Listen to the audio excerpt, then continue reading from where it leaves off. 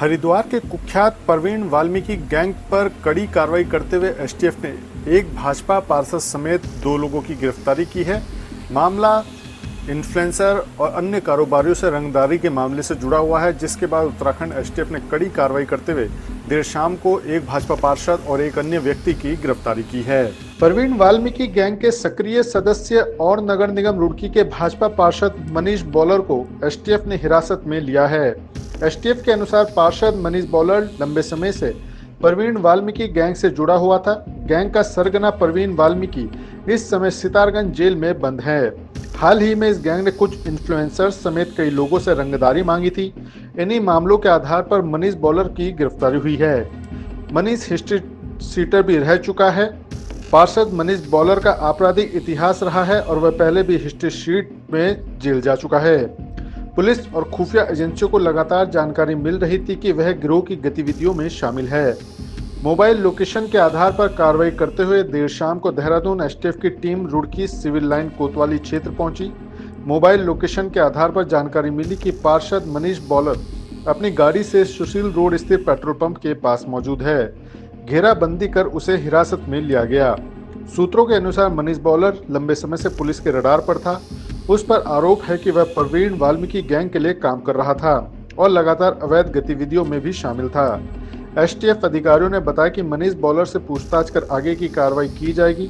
फिलहाल एसटीएफ ने अवैध रूप से करोड़ों की संपत्ति की फर्जी तरीके से पावर ऑफ अटॉर्नी के कागजात बनाकर हेरफेर करने का भी आरोप लगा है। पॉलिटिकल बैकग्राउंड अभी लेटली ये मनीष बॉलर जो है ये पॉलिटिक्स में थोड़ा एक्टिव हुआ है, लेकिन इसमें बेसिकली इस पे भी 6 मुकदमे हैं पूर्व के, और इसी जो पीड़ित परिवार है 2 मुकदमे इनके, जैसे इसमें जो पीड़ित जो महिला रेखा है उसके जो भाई है उस पर गोली चलाई गई थी 307 का मुकदमा को, और उसके बाद एक 386 आईपीसी का रंगदारी का केस इसमें मनीष बॉलर पर रजिस्टर्ड है।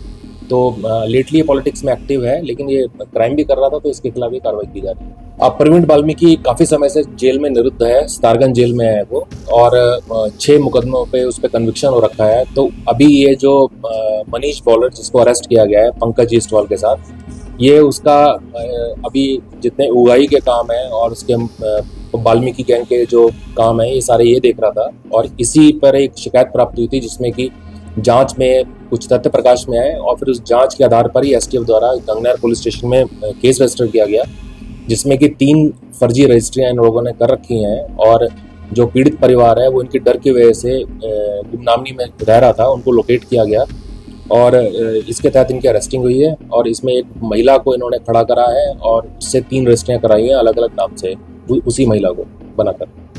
देखिए, इसमें जैसे मैंने बताया आपको कि 3 रजिस्ट्रीज इन्होंने करी हैं, और इन्होंने जो रजिस्ट्री आगे करी वो भी अपने जानने वालों को ही बेची हैं। और जो ये रेखा का परिवार है, जो पीड़ित परिवार है, इसमें लगभग इनकी जो प्रॉपर्टी है उनकी मार्केट वैल्यू लगभग 50 करोड़ बताई जा रही है।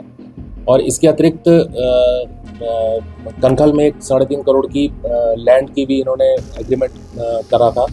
और इसके अलावा एक और प्रॉपर्टी है उस पर भी ये लोग काम कर रहे थे, जो कि अब हमारी जानकारी में आ गई है, तो उसको हम डेवलप कर रहे हैं। प्रवीण वाल्मीकि इस वक्त सितारगंज जेल में बंद है, लेकिन उसके गैंग के सक्रिय सदस्य हरिद्वार में अवैध गतिविधियों में संलिप्त लगातार नजर आ रहे हैं। इसी का इनपुट मिलने के बाद उत्तराखंड एसटीएफ ने कड़ी कार्रवाई करते हुए रुड़की क्षेत्र से एक भाजपा पार्षद समेत एक अन्य व्यक्ति की गिरफ्तारी की है, जिनके ऊपर इन्फ्लुएंसर से और अन्य कारोबारियों से रंगदारी मांगने के मामले हैं। वहीं लंबे समय से पुलिस इनकी गतिविधियों पर नजर रखे हुए थे, जिसके बाद अब देर शाम को ये गिरफ्तारियां की गई हैं।